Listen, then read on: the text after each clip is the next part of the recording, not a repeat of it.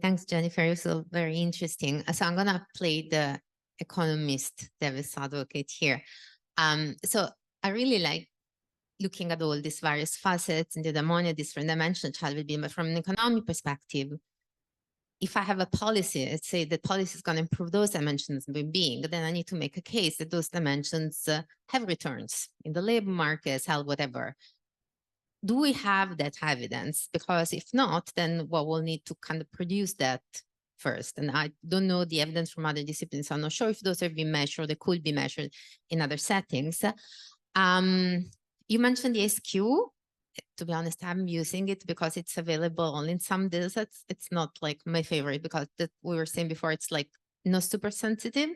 And then I'm going to send you the list afterwards. But again, from the economic perspective, one key determinant is like how much parents spend in different activities in children. So I think it's really, I know it's really hard to collect, but I think it's really, really important that we have a sense of how much parents spend, because a lot of what the government does is kind of giving them money via tax rebates or via cash transfers. And if we don't know how that affects the way parents spend and might reallocate without their use of the money in the family, I think we're missing an important component. Again, we're less understanding why some policies might work or not. So just to give you like some first feedback, but happy to talk more. Thanks very much. So to respond, you've got 2 points there. The first is how can we, how can policymakers know the importance or the value of well-being for changing their policies? And the second one about the measurement of the investment that parents are making. I'll take the second one first, if that's okay. So the investment that parents are making would be really, really important to capture in our parent questionnaires, where you're actually measuring things like the number of hours per week in childcare, or other parental investments like the extracurricular activities that the parent is investing in for the child outside of what's provided by the school through a welfare state system. So that's a really important point and something that I think that the team can take back. And when we look at our measurements of the parent's investment in the child, we can look at them to make sure that they are more objective and less subjective for some of the things that have actual concrete financial and time investment, so that we can best make those predictions. So thank you for that. That's very helpful and useful.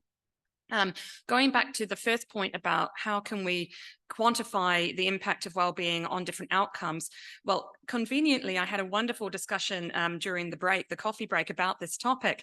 And I think that the answer that I would have is we need to put a value on every unit of happiness that is not linked to the reasons why happiness is variable across different people in a population.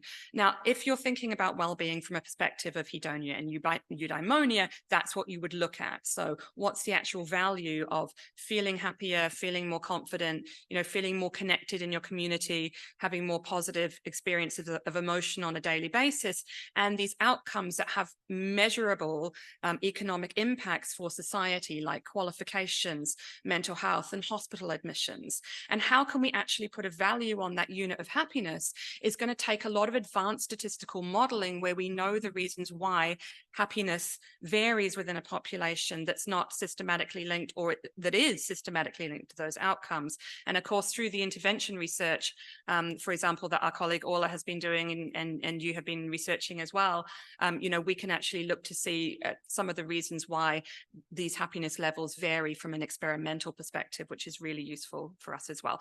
So for any unit that you want to use to represent well-being, you have to find the actual value of that unit from a financial perspective.